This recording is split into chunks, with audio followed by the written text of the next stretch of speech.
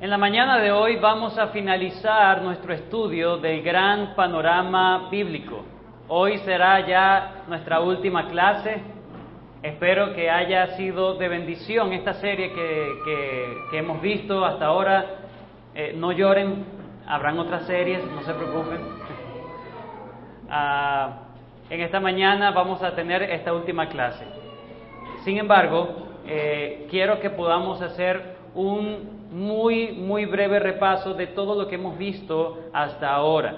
Recuerden que estas clases las pueden escuchar en el canal de YouTube de la iglesia, ¿okay? Está desde la lección número 1 y esta se va a subir esta semana. Entonces pueden repasar, pueden estudiar, profundizar mucho más de lo que yo podría decirles.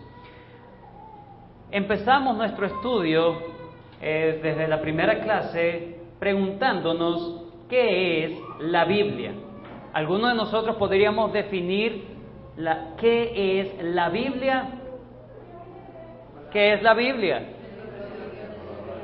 Sí, muchos dicen la palabra de Dios, pero podemos decir también como el libro de Dios, ¿ok?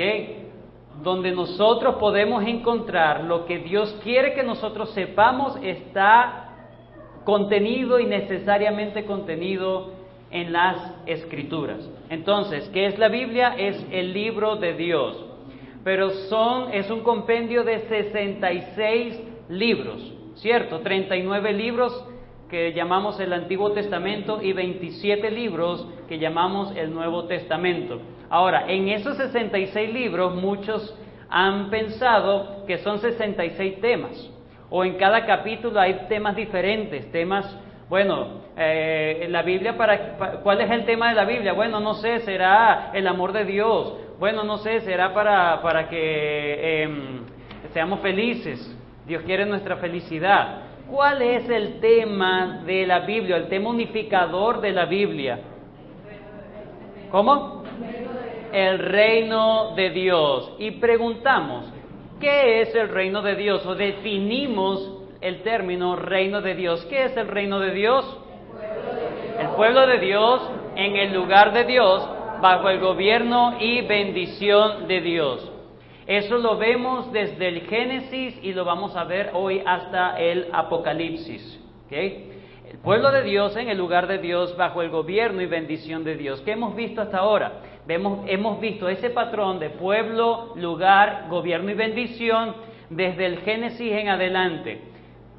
Lo primero que vimos fue el patrón del reino, es decir, Adán y Eva en el huerto del Edén. ¿Quién era el pueblo de Dios en el huerto del Edén? Adán y Eva, eran los únicos seres humanos, ellos eran el pueblo de Dios. ¿Dónde estaban ellos? En el lugar de Dios era el huerto del Edén. Y disfrutaban de la bendición en la presencia de Dios, ¿dónde? En el mismo huerto del Edén. Tenían una comunión personal directa con Dios. Luego vimos que ese patrón del reino se pierde, o hablamos de un reino perdido, donde Adán y Eva, como pueblo de Dios, son ahora expulsados del lugar de Dios, del Edén. Ahora no tienen bendición, no tienen el gobierno de Dios como tal, sino que tienen ahora maldición. Tienen maldición de parte de Dios. Luego vemos en la historia bíblica que el Señor misericordiosamente promete su reino a una persona llamada Abraham. Dios llama a Abraham y le promete un pueblo, le promete una descendencia, le promete una tierra. ¿Cuál tierra le promete? La tierra de Canaán, ¿verdad? Y le promete una bendición. En tu simiente serán benditas todas las familias de la tierra. Y esa simiente la vemos en Gálatas capítulo 3, que es ¿quién? Cristo Jesús. Todas las familias de la tierra serán benditas. Pero esa simiente, ¿dónde fue prometida? ¿En Abraham? No, fue prometida en Génesis capítulo 3, versículo 15. Esa es la bendición de Dios, y va a venir ahora por la línea de Abraham. ¿Ok? Luego vimos cómo el Señor empezó a hacer lo que nosotros llamamos el reino parcial, es decir, todas esas promesas de Abraham fueron cumplidas parcialmente en Israel. Vimos que desde el Éxodo hasta el Deuteronomio, el Señor cumplió sus promesas, desde Éxodo hasta Josué. Vemos cómo la historia de Israel, vemos cómo ellos pasaron de ser una pequeña familia a ser ya una gran nación. Vimos cómo ellos fueron esclavizados y el Señor los sacó con mano poderosa y los introdujo en la tierra prometida. Repartieron la tierra prometida, pero también ellos fueron parte del pacto de Dios, donde Dios le entregó la ley. ¿Y qué más? El tabernáculo. La ley significaba el gobierno de Dios sobre ellos, la teocracia, y el tabernáculo era la presencia especial de Dios en medio de su pueblo. Luego vimos que ese reino parcial nunca llegó a ser el reino que siempre Dios prometió. Entonces llega el tiempo de los profetas, porque también había una promesa implícita de esa simiente. No era simplemente, vendrá alguien, sino que esa persona vendría a aplastar la cabeza de la serpiente, hablando de autoridad, hablando de un regente. Entonces hablamos desde que el mismo principio ya se anunciaba un rey, alguien que gobernaría, aplastaría las obras de Satanás, o la obra de la serpiente antigua.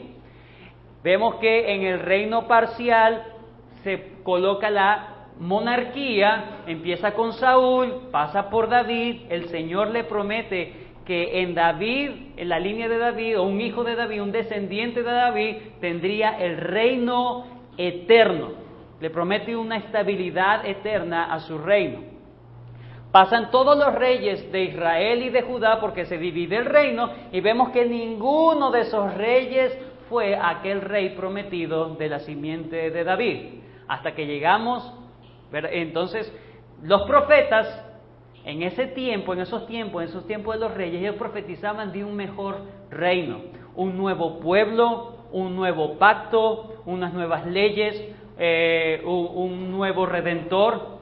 Recuerden que Israel pensaba que ellos eran el hijo de Dios o el siervo de Dios. Israel como nación. Entonces los profetas empezaban a proclamar acerca de una persona, el Mesías. Hoy vamos a ver, el domingo pasado vimos lo que es el reino presente. Jesucristo vino y en Jesucristo se cumplió todo. Vino a la tierra mostrando que Él es el Rey que habría de venir.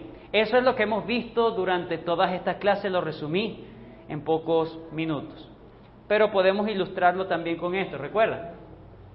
Reino de Dios, pueblo, lugar, gobierno, patrón del reino, el reino perdido, nadie era el pueblo de Dios, la expulsión, la desobediencia y maldición, el reino prometido, el reino parcial, israelitas eran el pueblo de Dios en ese momento, el lugar de Dios Canaán, y ellos estaban bajo el gobierno y bendición de Dios. El reino profetizado, se hablaba de un remanente de Israel. El pueblo de Dios sería el remanente de Israel. Se hablaba de un nuevo templo, lo vemos en Ezequiel, prácticamente Dios agarra a Ezequiel y le muestra un gran templo. Cuando ellos reconstruyen el templo, nunca es lo que en Ezequiel se menciona. Se habla de un nuevo pacto y de una nueva bendición, de un nuevo rey y de la bendición. En Cristo, Cristo es el segundo Adán. Si el primer Adán era el pueblo de Dios, Cristo es el segundo Adán. Y todo lo que Cristo cumplió, Él fue el mejor y verdadero Adán y es el mejor y verdadero Israel. Jesucristo es el verdadero tabernáculo y habitó entre nosotros. Vimos su gloria, gloria como del unigénito del Padre. Y Jesucristo es nuestro descanso, es la tierra de descanso, la tierra prometida. Hoy vamos a ver lo que es el reino proclamado y el reino perfeccionado. Hoy eso es lo que vamos a ver. Antes vamos a buscar o vamos a recordar cómo es el compendio de los 66 libros. Recordemos que la Biblia hay dos secciones grandes, Antiguo y Nuevo Testamento. Pero nosotros también lo podríamos dividir de la siguiente manera. porciones narrativas y porciones de comentarios. ¿Cuáles son las porciones narrativas? El Pentateuco, de Génesis a Deuteronomio, son 5 libros que nos narran historia. También los profetas anteriores, desde Josué hasta Segunda de Reyes, que son 6 libros. Los escritos, que son 6 libros también, desde Ruth, Esther, pasando por Primera y Segunda de Crónicas también, están allí incluidos los escritos. Los evangelios narran la vida de Jesús, son 4. Habla los hechos de los apóstoles, que es un solo libro. Y el Apocalipsis es una narración. ¿Ok? El Apocalipsis es una narración. Diferente, pero es una narración. Eso es importante que lo entendamos porque ahorita lo vamos a ver. Pero está la segunda sección, que son los comentarios, o la sección de comentar las narraciones, es decir, explicación de las narraciones. Ahí vamos a tener los profetas mayores y menores, desde Isaías a Malaquías. Vamos a ver los libros poéticos, de Job a Lamentaciones, son 6 libros. Están las cartas apostólicas, desde Romanos hasta Judas, no el que le entregó, ¿verdad? Entonces, así podemos también dividir nuestra Biblia. Secciones narrativas, secciones de comentarios. Hoy vamos a hablar un poco acerca de lo que son las cartas apostólicas. Y es lo que llamamos el reino proclamado. Los apóstoles y sus cartas. La pregunta que le hacemos a este tipo de libros no es ¿qué pasó con Cristo? Porque eso sería una narración. La pregunta para conocer las cartas de los apóstoles es ¿por qué y para qué tuvo que morir y resucitar Cristo? Los evangelios y los hechos son narraciones que nos dicen que Cristo vino, murió y resucitó. Pero los comentarios divinos, que serían los escritos de los apóstoles, nos dicen el por qué, el para qué.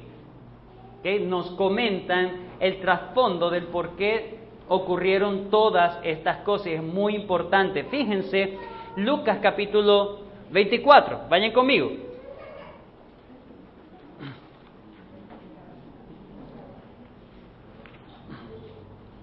Lucas capítulo 24, versículo 44. Dice la palabra de Dios. Y les dijo: estas son las palabras que os hablé, estando aún con vosotros, que era necesario que se cumpliese, ¿qué, hermanos? Todo lo que está escrito de mí en la ley de Moisés y en los profetas y en los salmos. Entonces les abrió el entendimiento para que comprendiesen las escrituras. Es decir, de otra manera, ellos no podrían comprender lo que estaba escrito. Así que los apóstoles fueron investidos de Dios, ¿verdad?, para revelarles, sí, para que ellos conocieran el trasfondo del por qué todos los escritos del Antiguo Testamento, del por qué el Antiguo Testamento. Esos son los escritos de los apóstoles, son los comentarios inspirados de las Escrituras. Cuando Pablo le dice, cuando dice a Timoteo, y que desde la niñez ha sabido las Sagradas Escrituras, ¿a qué escritura se estaba refiriendo Pablo? Al Antiguo Testamento. Entonces, desde el Antiguo Testamento ya se nos estaba presentando a Cristo. De hecho, lo que acabamos de leer dice, lo que de mí estaba escrito en los profetas y en los salmos. Ya ellos anunciaban a Cristo. Entonces ellos comprendieron y eso fue lo que ellos redactaron, inspirados por el Espíritu Santo. Hoy vamos, entonces, ¿cómo se ve el reino de Dios? ¿Cómo se veía el reino de Dios en el Antiguo Testamento? Se veía como un solo paso. Es decir, el Señor había prometido un Mesías, ¿cierto? Y ellos esperaban que cuando llegara el Mesías iba a regir las naciones a exterminar a los malos, a levantar a los buenos y a reinar por siempre. Ese era el pensamiento del Antiguo Testamento. Ahora, en el Nuevo Testamento, por eso es que Juan el Bautista se confundió. ¿Okay? No es que era falta de fe, sino que se confundió. Él le mandó a preguntar al Señor Jesús, ¿eres tú el Mesías o no eres el Mesías? Porque es que yo no veo que tú cortas cabeza por acá. Entonces el Señor le dijo, los cojos andan, los muertos son resucitados, los ciegos ven, dile que el reino de Dios ha llegado. Entonces, ellos tenían el entendimiento de que iba a venir el Señor y iba a acabar con todo. Pero lo que vemos interpretado en el Nuevo Testamento, ¿cómo se nos dice el reino de Dios? ¿Cómo iba a venir? En 3 pasos. En 3 pasos. Inauguración. ¿Cuándo se inauguró? ¿Cuándo se inauguró? El año pasado. ¿Cuándo se inauguró el reino de Dios? Cuando llegó Maldonado. No. ¿Quién? Cuando llegó el Señor Jesús. El tiempo se ha cumplido y el reino de Dios se ha acercado. El Señor inauguró su reino en la tierra. Es decir, que el reino de Dios está en la tierra desde hace más de 2000 años.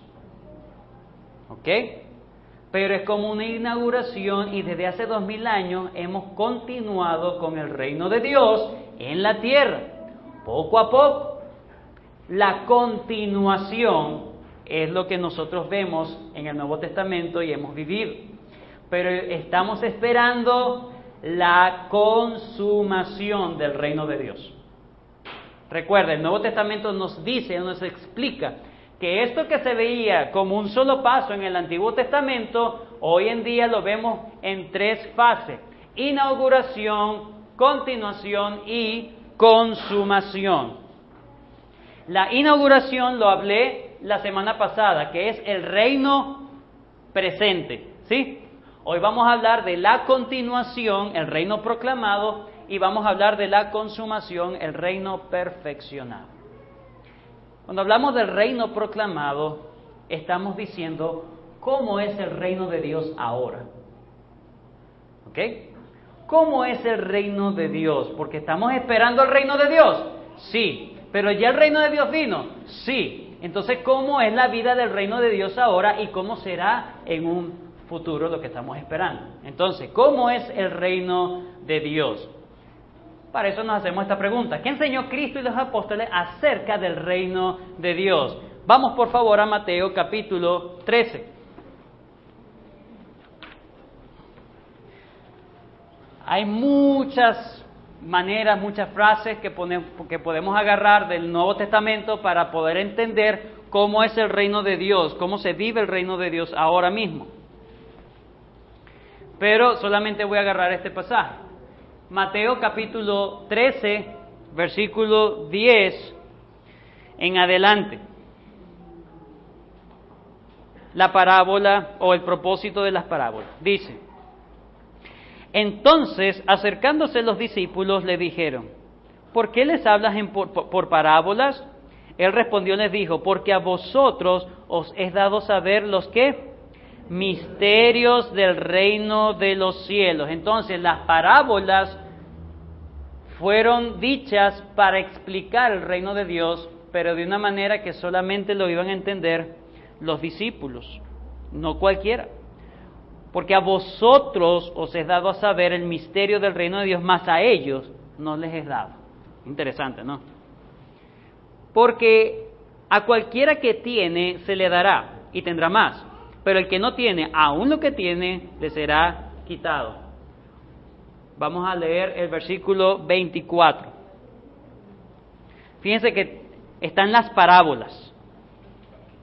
Les refirió otra parábola diciendo: el reino de los cielos es semejante. Ven que la idea de las parábolas es decirnos cómo es el reino de los cielos.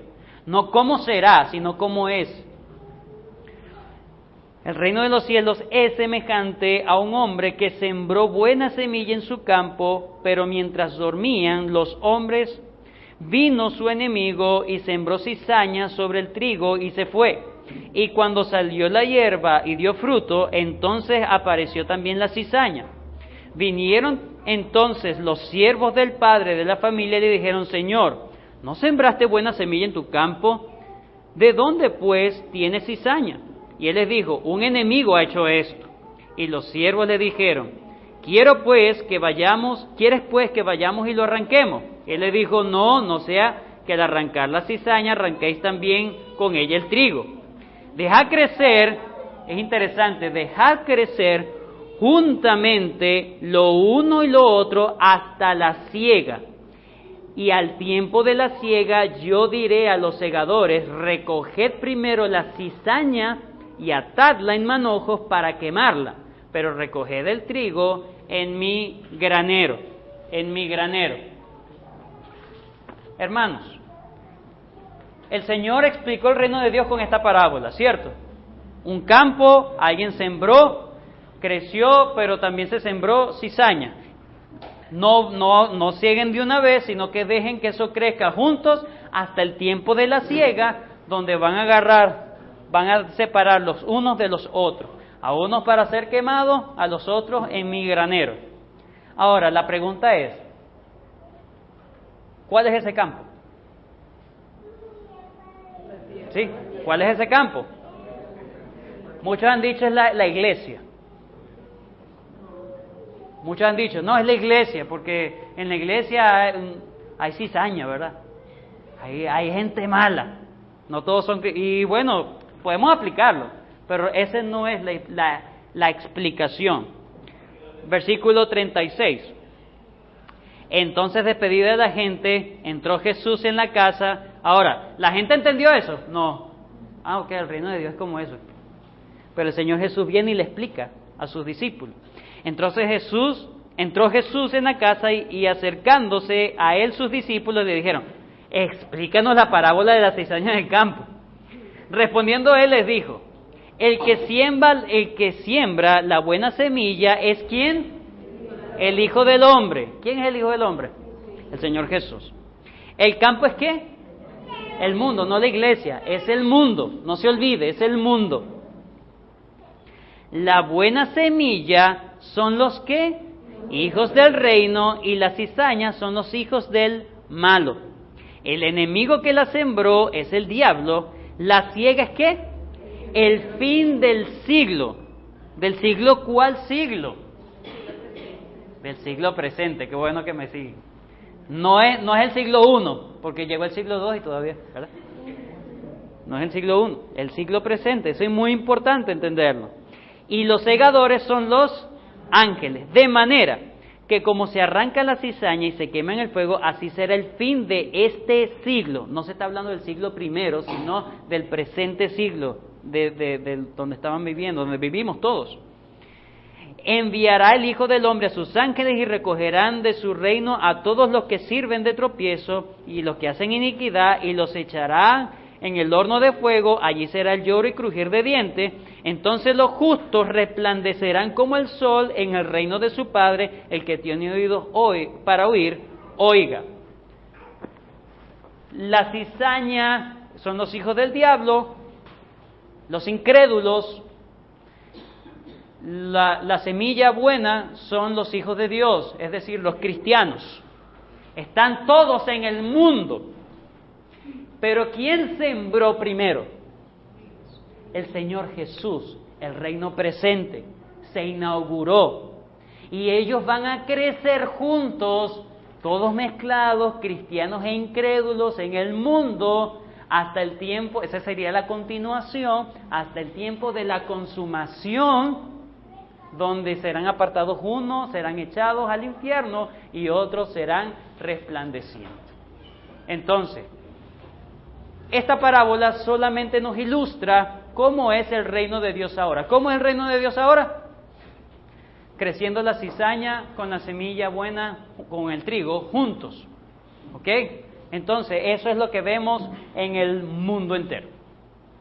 Pero ya está presente el reino de Dios. Ya está presente. No es una cuestión en futuro. Hablamos de una continuación ahora.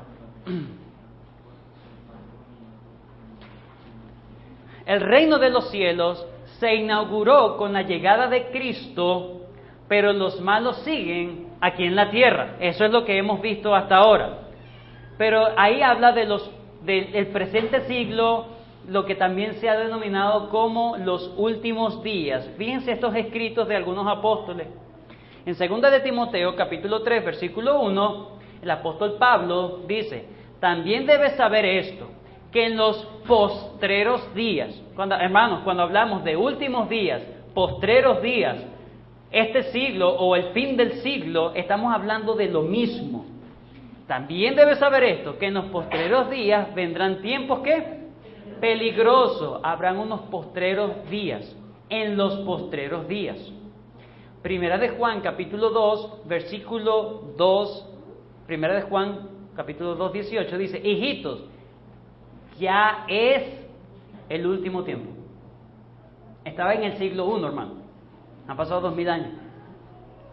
Pero él dice: ya estamos en el tiempo. Ya es el último tiempo. Y según vosotros oísteis que el anticristo viene. Así ahora han surgido muchos anticristos.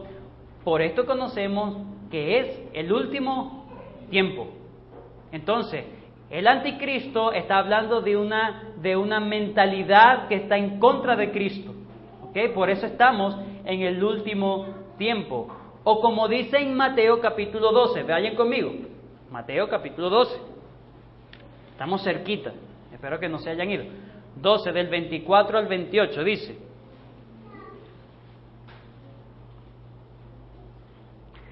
mas los fariseos al oírlo decían, ¿acerca de quién? De Jesús. Este no echa fuera a los demonios sino por Belcebú, príncipe de los demonios. Sabiendo Jesús los pensamientos de ellos, le dijo: todo reino dividido contra sí mismo es asolado, y toda ciudad o casa dividida entre sí misma no permanecerá. Y si Satanás echa fuera a Satanás, contra sí mismo está dividido. ¿Cómo puede permanecerá su reino? Y si, fíjense lo que dice: y si yo echo fuera a los demonios por Belcebú, ¿por quién los echan vuestros hijos?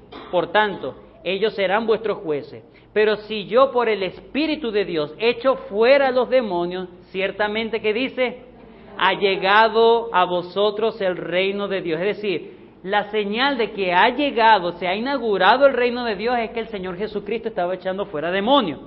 Fíjense el versículo 30, no lo coloqué allí, pero es importantísimo. Versículo 29 y 30, perdón. 29. Porque ¿cómo puede alguno entrar en la casa del hombre fuerte y saquear sus bienes si primero ¿qué? No le ata? Entonces podrá saquear su casa. Él está hablando de saquear la casa, está hablando del mundo, está hablando de echar fuera demonios. ¿Cómo yo puedo estar echando fuera demonios si no he atado al hombre allí? Y en Apocalipsis se nos revela que en los 1000 años se ha atado a Satanás. ¿Sí recuerdan? Apocalipsis capítulo 20, que nos habla de los 1000 años. Esos 1000 años nos está hablando de este tiempo.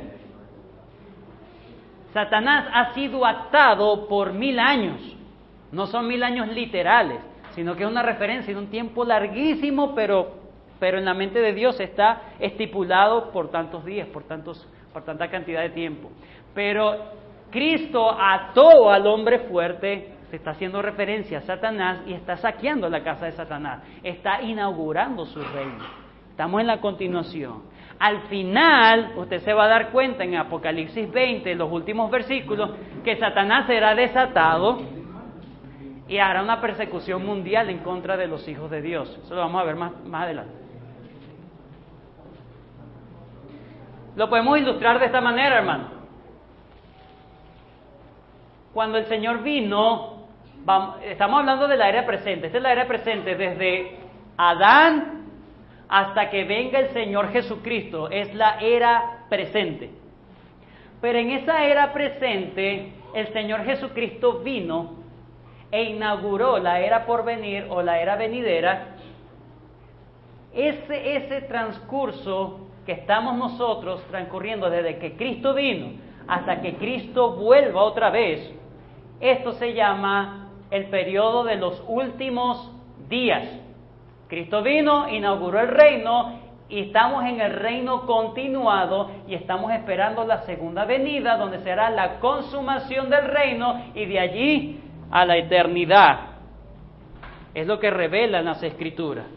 Por eso es que el último día o el tiempo postrero se le puede llamar el ya, pero todavía no.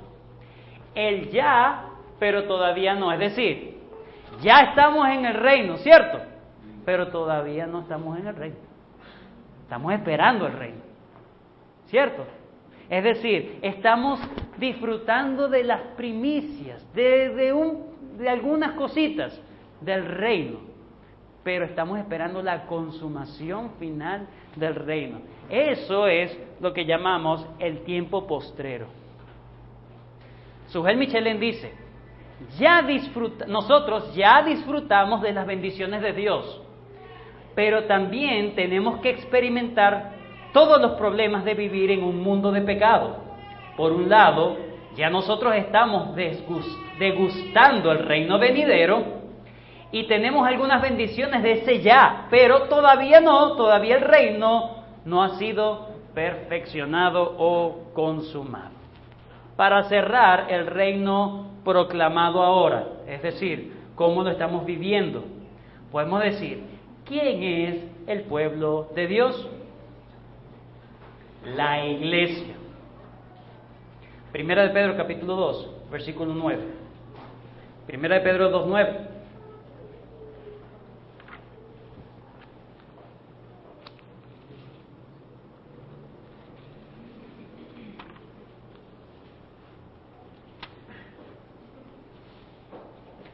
Mas vosotros sois linaje escogido, real sacerdocio, nación santa, pueblo adquirido por Dios. ¿A quién se lo estaba diciendo Pedro? ¿A los judíos? A la iglesia. Y la iglesia estaba conformada por judíos y gentiles. Por la iglesia. Estas palabras son las mismas palabras que vemos en Éxodo, cuando Dios le dice en Éxodo 19, del 5 al 6, ustedes me serán un reino de sacerdotes y una nación santa. Eso es lo que Dios le dice a Israel. Y Pedro le dice, ahora eso se lo estamos aplicando a la iglesia. ¿Quién es el pueblo de Dios ahora? La iglesia. ¿Cuál es el lugar de Dios ahora? El creyente es el templo del Espíritu Santo. ¿Son estas cuatro paredes el lugar de Dios? No, son los creyentes. Aquí está. No se vayan de Pedro, ahí está una referencia en Primera de Corintios capítulo 6, 19, pero yo quiero que permanezcamos en Primera de Pedro, pero vamos al capítulo 2, unos versículos más anteriores, versículo 4. Primera de Pedro 2, 4 dice, acercándoos a él, piedra viva, desechada ciertamente por los hombres, mas para Dios escogida y preciosa. Vosotros también, ¿como qué? Como piedras vivas, sed edificados como qué? Casa espiritual y sacerdocio santo para ofrecer sacrificios espirituales aceptables a Dios por medio de Jesucristo. ¿Quiénes son las piedras que hacen el templo espiritual? Los creyentes. Ustedes son el templo. Ustedes son el lugar de la manifestación de Dios. ¿Cuál es el gobierno y bendición de Dios para el creyente? Romanos capítulo 8.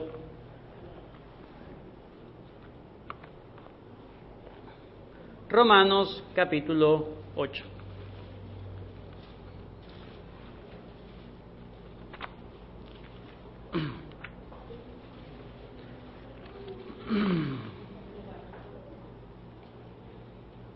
Ahora pues, eso sí nos gusta, ¿verdad? Ninguna condenación hay para los que están en Cristo Jesús. Es decir, yo puedo hacer lo que yo quiera ahora y nadie me va a juzgar.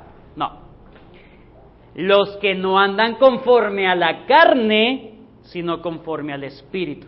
Esos son los que no están condenados. No los que hicieron la oración de fe, sino los que están andando en el Espíritu, los que están demostrando que sí son realmente cristianos. Porque es interesante, recuerden cuál era el gobierno y bendición de Dios para el pueblo de Israel. La ley y el tabernáculo. Ya hemos visto que el lugar de Dios, de la presencia de Dios, es el mismo creyente. Ahora vamos a ver en cuanto a la ley. Porque la ley del Espíritu de vida en Cristo Jesús me ha librado de la ley del pecado y de la muerte. Porque lo que era imposible para la ley, ¿cuál ley se estaba refiriendo? La ley escrita. Por cuanto era débil por la carne, Dios, enviando a su Hijo en semejanza de carne de pecado y a causa del pecado, condenó al pecado en la carne, para que la justicia de la ley se cumpliese en nosotros, que no andamos conforme a la carne, sino conforme al Espíritu. ¿Quién es el gobierno de Dios? ¿O dónde gobierna Dios ahora? En cada creyente. El Señor ha colocado su ley en cada creyente. Eso es lo que anuncia el nuevo pacto. Escribiré mis leyes en sus corazones y haré que anden en ellas. Si usted no está andando en la ley de Jehová, no se está regocijando en la ley de Jehová, entonces el Señor no está haciendo que usted ande en su ley. Entonces no puede decir que usted es cristiano. Tiene toda la condenación del mundo. Pero no hay ninguna condenación al que anda en el Espíritu, porque el que anda en el Espíritu anda en la ley del Espíritu. ¿Y cuál es la ley del Espíritu? El pecado. No, la santidad. Entonces, ¿dónde está el gobierno y la bendición de Dios? ¿En algún lugar específico? No, en el propio creyente. Entonces, hablamos de que el reino de Dios en esta continuación de estos últimos días del tiempo postrero está en cada creyente. Eso es lo que hemos visto hasta ahora. Terminamos con el reino perfeccionado. ¿Qué nos espera después? Antes quiero dar esta explicación o este cuadro para ir ya resumiendo todas nuestras clases. Hoy hemos visto reino proclamado. ¿Quién es el pueblo de Dios? El nuevo Israel. ¿Cuál es el nuevo Israel? La iglesia. ¿Cuál es el lugar de Dios? El creyente. ¿Cuál es el gobierno de Dios? El nuevo pacto, el Espíritu Santo dentro de la persona. Es lo que hemos visto hasta ahora. Para terminar, hablamos rápidamente de lo que es el reino perfeccionado. Ya hemos preguntado, ¿cómo es el reino de Dios? Ahora el reino perfeccionado nos habla cómo será el reino de Dios. Es decir, la continuación ahora, desde la inauguración de Cristo, la continuación, ahora vamos a ver cómo será la consumación del reino. Para eso debemos apelar a Apocalipsis. Libro de Apocalipsis. Ahí nos vamos a quedar, tranquilo. Voy a tratar de que no leamos la Biblia. Apocalipsis. ¿Cuál es el propósito de Apocalipsis? Lo vemos en versículo 19 del capítulo 1. El Señor Jesús le dijo a Juan: escribe las cosas que has visto, las que son y las que han de ser después de estas. Entonces, lo que has visto, lo que hay y lo que habrá. ¿Qué tenían las iglesias? Porque recuerden que los primeros dos capítulos se nos hablan, capítulos 2 y 3, se nos hablan de 7 iglesias. ¿Cuál es el común denominador de esas 7 iglesias? ¿Había qué? Persecución, había aflicción. Ese es uno de los comunes denominadores. Algunos sufrían más que otros, bueno, es verdad. Pero pero la iglesia siempre ha sido perseguida, ha sido afligida, ¿ok? Eso es lo normal. Lo que en el libro de Apocalipsis, lo que nos quiere dar a estas 7 iglesias, porque la audiencia original son estas 7 iglesias que estaban en Asia, lo que hoy llamamos Turquía. Estas iglesias estaban allí en Turquía. Cristo le da un mensaje a estas 7 iglesias de una manera diferente a como hemos visto los mensajes del Señor Jesús.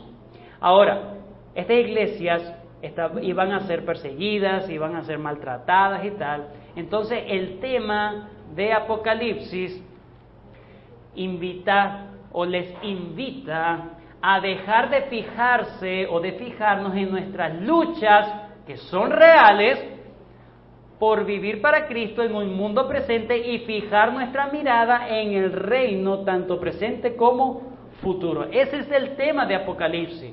Decirles lo que estaban haciendo, lo que ha pasado con ellos, lo que iba a pasar con ellos, o lo que estaban en ese momento pasando, aflicciones, pero la idea es, miren, los buenos van a ganar al final. Entonces, esas aflicciones que están pasando ahora, no fijen sus miradas en esas cosas temporales, sino, como dicen Colosenses, fijad la mirada o la vista en las cosas de arriba. Ese es el tema de Apocalipsis. Mira más allá de lo que tú ves ahora. Mira más allá, va a haber un futuro glorioso.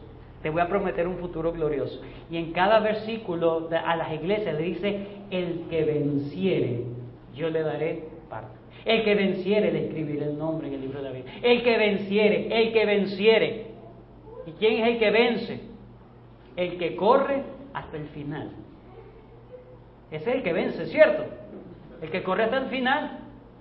El que vence no es el que se queda a media carrera.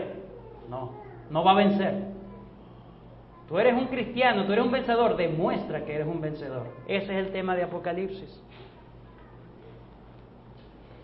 Apocalipsis del 1 al 3 nos habla del mensaje a las 7 iglesias, lo que ellas estaban pasando en ese momento, la evaluación de Cristo en ese momento para cada una de esas iglesias. Esas 7 iglesias representan la totalidad de las iglesias de Cristo en la historia.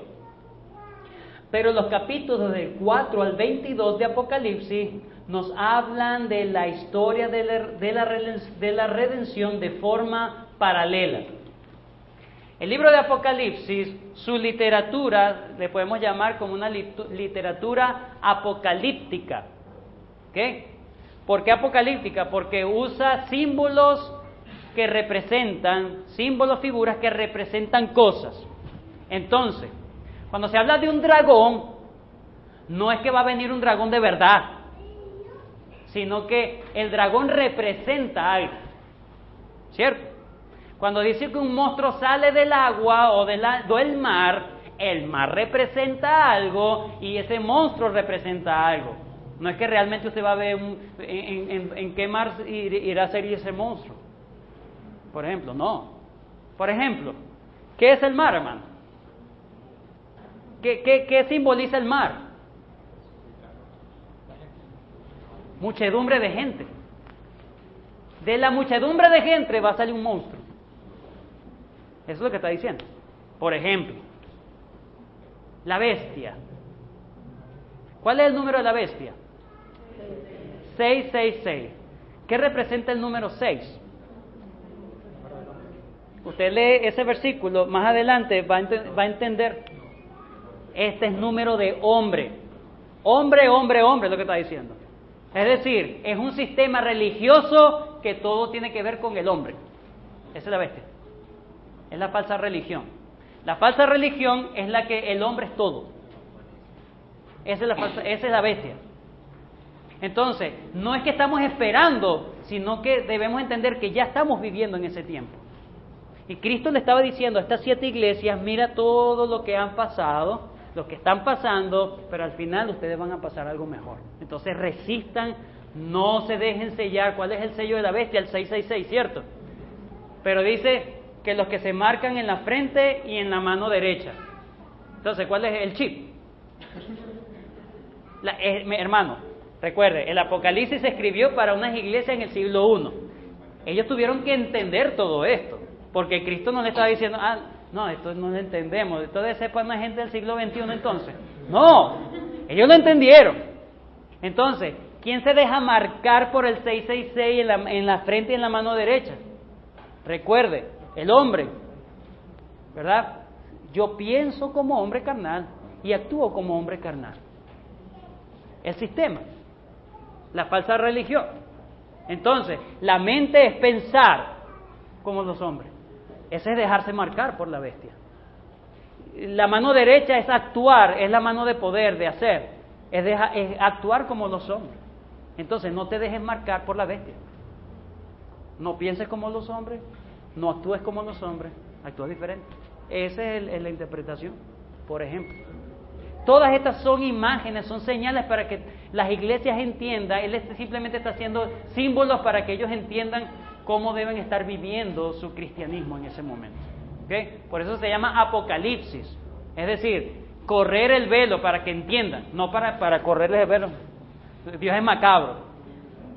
Uy, esa poca imagen no entendí. No, la idea es que ellos entendieran. ¿Okay? Bueno, seguimos. La idea es que el Apocalipsis son historias de la redención paralelas. Ahorita lo voy a explicar un poco mejor. El tema es que a la final el control es de Dios sobre todo y sobre todos. Eso es lo que aparece en Apocalipsis capítulo 4 del 1 al 2. ¿A quién vemos en el trono? ¿A Satanás?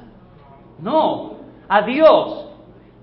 Recuerde, le está escribiendo capítulo 2 y 3 a 7 iglesias y dice, y después vi en el trono. Está diciendo, el Señor sigue gobernando. El Señor no ha perdido el control de esto. El Señor está presente gobernando. Estructura general del Apocalipsis. Es un caso de repetición o recapitulación. Fíjense. No hay mucho problema con Apocalipsis capítulo 2, 1, 2 y 3, ¿verdad? Porque se le habla a unas iglesias, ¿cierto? Chévere. Pero en el capítulo 4 empiezan ese poco de imágenes extrañas para nosotros. Capítulo del 4 al 11, por medio de imágenes, de símbolos, se está narrando la historia desde que Cristo asciende al trono, que está entronizado, ¿verdad? Ahora, hasta el juicio general. Solamente voy a explicar eso. Hebreos capítulo 10. Ya vamos a terminar. Hebreos capítulo 10. Aunque hoy vamos a almorzar aquí, mejor. Seguimos. Hebreos capítulo 10.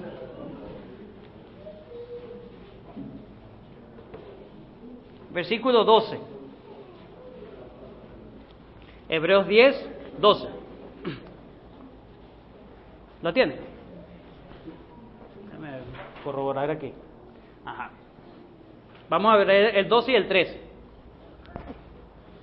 Dice: pero Cristo, habiendo ofrecido una vez para siempre un solo sacrificio por los pecados, que dice, se ha sentado, no se sentará, sino que se ha sentado a la diestra de Dios, versículo 13, y de ahí en adelante esperando hasta que sus enemigos sean puestos por estrado de sus pies. Ahora, esa espera no es una espera pasiva. Cristo está allí y está sentado ahí, a ver, ¿quién se me va a someter? Esa es una espera activa. Él está haciendo algo para esperar que se sometan. Eso es lo que dice Apocalipsis capítulo 4. Miren. Capítulo 4, versículo 1. ¿Lo tienen? Apocalipsis 4:1. Después de esto miré, y aquí una puerta abierta en el cielo, y la primera voz que oí como de trompeta, hablando conmigo, dijo: sube acá y yo te mostraré las cosas que sucederán después de estas. Y al instante yo estaba en el Espíritu, y aquí un trono establecido, ¿dónde? en el cielo y en el trono uno sentado, y habla del aspecto del que estaba sentado. Ahora vamos a ver el capítulo 5, versículo 1. Y vi en la mano derecha del que estaba sentado en el trono un libro por dentro y por fuera que dice, sellado con 7 sellos. Y vi un ángel fuerte que pregonaba a gran voz, ¿quién es digno de abrir el libro y desatar sus sellos? Y ninguno, ni en el cielo, ni en la tierra, ni debajo de la tierra, podía abrir el libro, ni aun mirarlo. Y lloraba yo mucho, porque no se había hallado ninguno digno de abrir el libro, ni de leerlo, ni de mirarlo. Y uno de los ancianos me dijo, no llores. ¿He aquí quién? El león de la tribu de Judá, la raíz de David, ¿a qué? Vencido para abrir el libro y desatar sus 7 sellos. Y miré, y vi que en medio del trono y de los 4 seres vivientes, y en medio de los ancianos, estaba en pie un cordero como inmolado, que tenía 7 cuernos y 7 ojos. Recuerde, 7 número de perfección. 7 ojos, es decir, lo sabe todo. ¿Okay?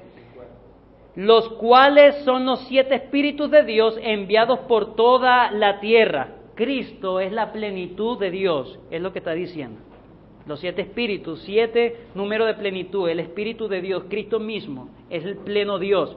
Y vino y tomó el libro de la mano derecha que estaba sentado en el trono, y cuando hubo tomado el libro, los 4 seres vivientes y los 24 ancianos se postraron delante del Cordero.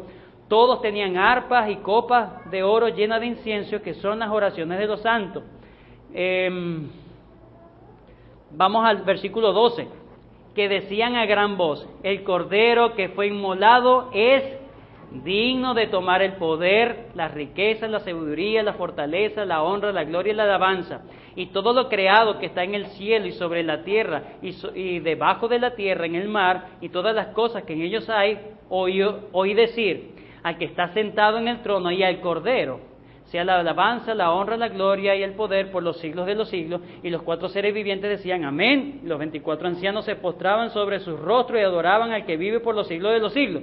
Y vi cuando el Cordero abrió uno de los sellos. ¿Y qué son los sellos? Juicio. Lo que está diciendo en Hebreos capítulo 10 es que cuando Cristo llegó al cielo o se entronizó, cuando dice, y está esperando hasta que sus enemigos sean puestos por estrado de sus pies, nos los está narrando en Apocalipsis capítulo 4, 5 y 6. Cristo es el que está abriendo los sellos y está trayendo juicio ahora a la tierra. Cristo está desatando los sellos y poco a poco, pero eso no se veía antes. Juicio de Dios.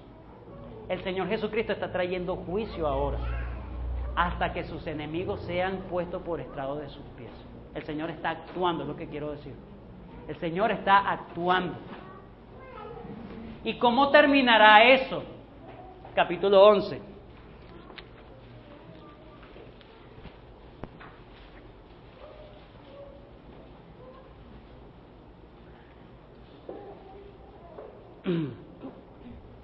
Entonces me fue dada una caña semejante a una vara de medir, y se me dijo, levántate, mide el templo.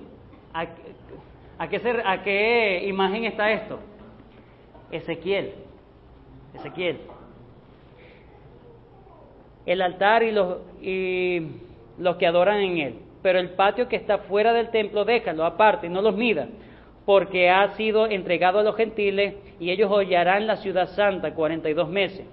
Y daré a mis 2 testigos que profeticen por 1260 días vestidos de cilicio.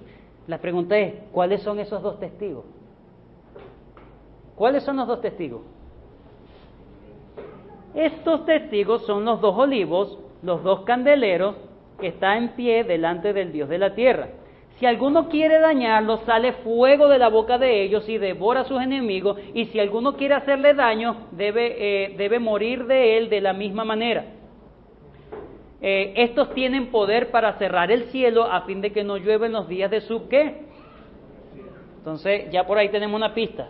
Profecía. Y tienen poder sobre las aguas para convertirla en sangre. ¿Quién hizo que las aguas se convirtieran en sangre?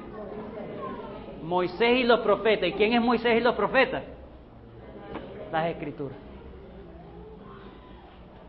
Las Escrituras. ¿Cuáles son los dos testigos? Las Escrituras.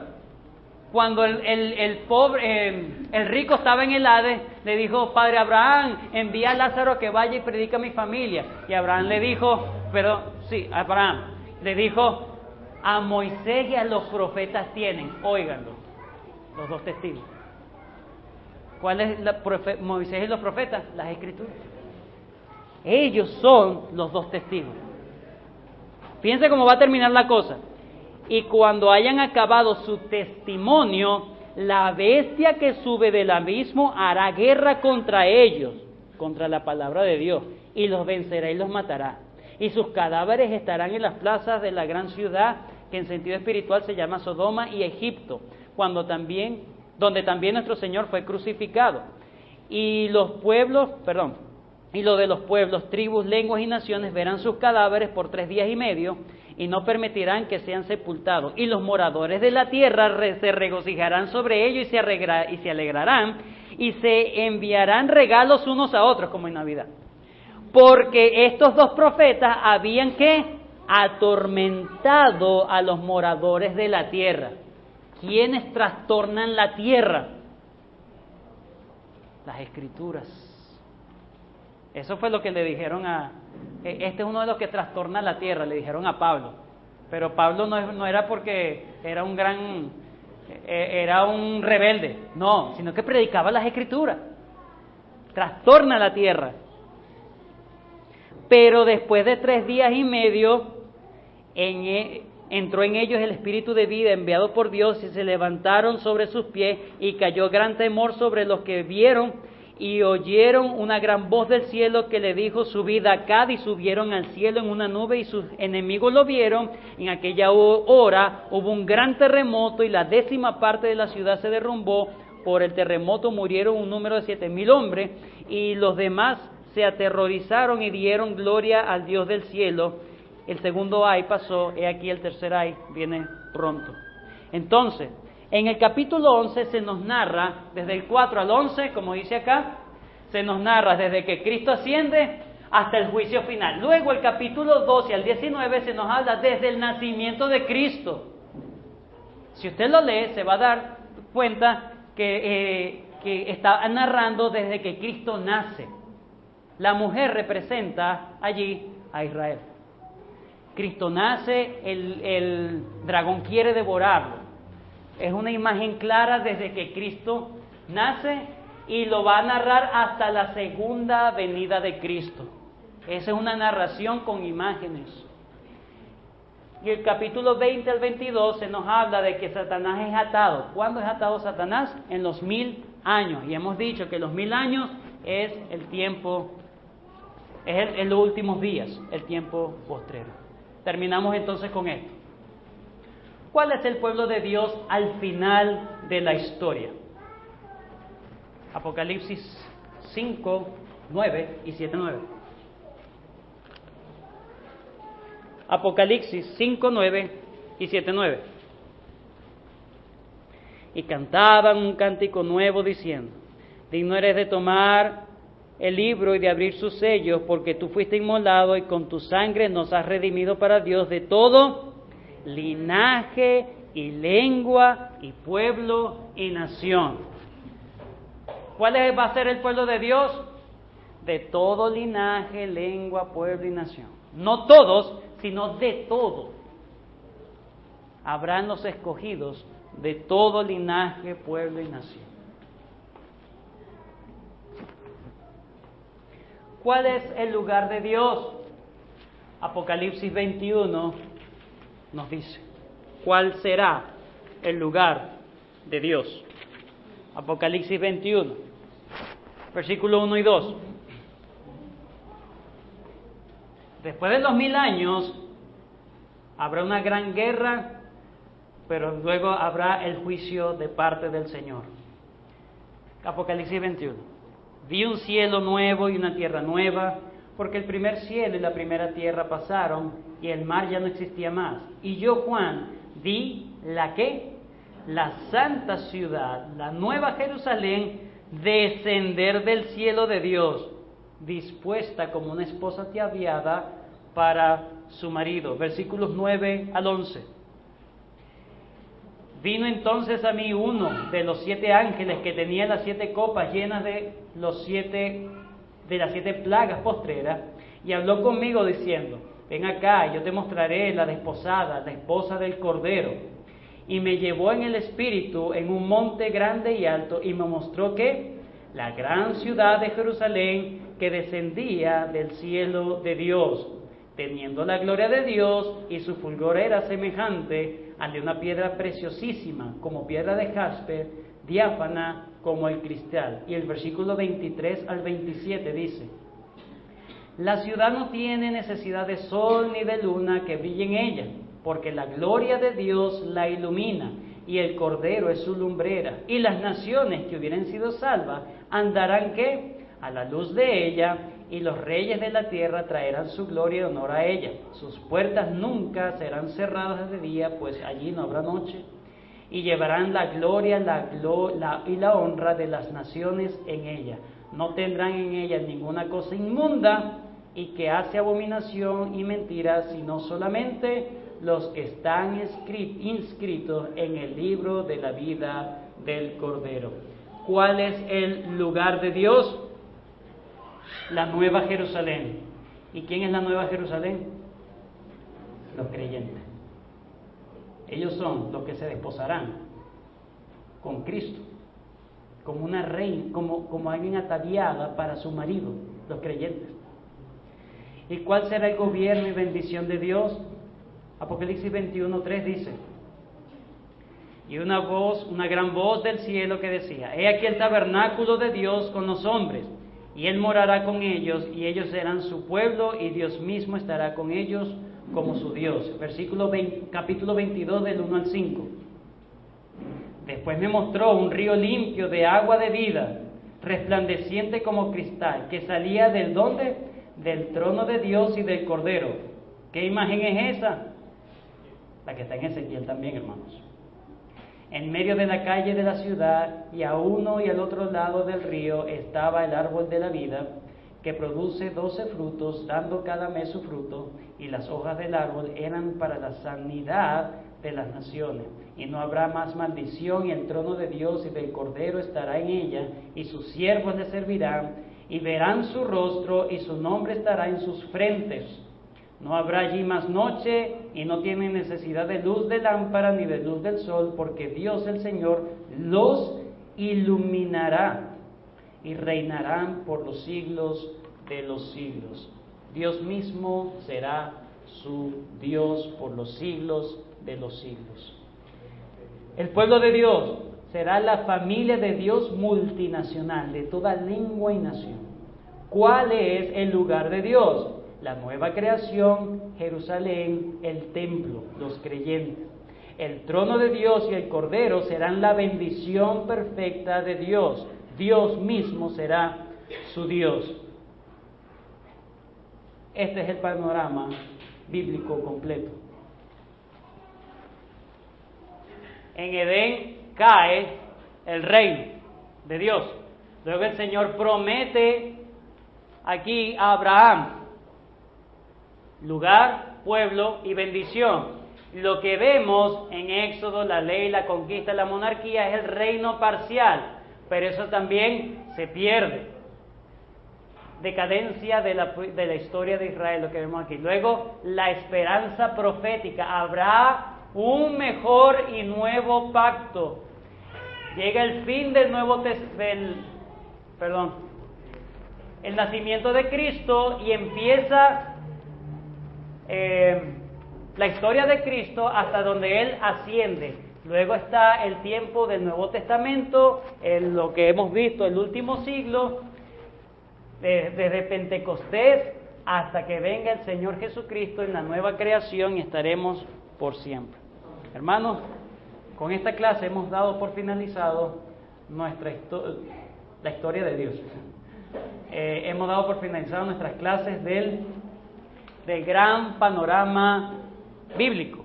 Gran panorama bíblico. Hermanos, la idea es que nosotros podamos ver que aunque son 66 libros, tiene un solo tema. Nos habla del reino de Dios. En Cristo, el que está en Cristo tiene la esperanza no solamente de que está en el reino de Dios, sino que disfrutará plenamente cuando venga el Señor Jesucristo del reino perfeccionado del Señor. Las aflicciones que podamos tener ahora no son comparables con las glorias venideras que se han de manifestar en los hijos de Dios. Entonces no te desesperes, sigue adelante, sigue avanzando, a la final tendremos un mejor futuro. No aquí, el año que viene, el 2017, no, ese sí va a ser el año mejor. No hay que prometer eso. Probablemente sea peor que este año. Perdón. No lo sabemos. Lo que sí sabemos es que nuestra esperanza debe estar anclada ¿en quién? En el Señor Jesucristo y no en el día de mañana. En el Señor Jesucristo. Oramos y terminamos. Bendito Dios, gracias por este tiempo. Ayúdanos a entender que no debemos colocar nuestras estacas de nuestras tiendas tan profundo aquí en la tierra que no deseemos salir de aquí. Que podamos reconocer que somos peregrinos en esta tierra, Señor. Ayúdanos, Padre Celestial, ten misericordia. Ayúdanos a fijar nuestra vista en las cosas de arriba, en Cristo, el autor y consumador de la fe. Gracias, Señor, por estas clases que hemos tenido. Gracias porque ya podemos disfrutar del reino, no de manera plena, pero sí de manera genuina. Pero en algún momento podemos esperar, Señor, cuando tú vengas, no tendremos temor ya, sino que seremos libres para estar contigo para siempre. En el nombre de tu Hijo Jesucristo oramos y te agradecemos. Amén.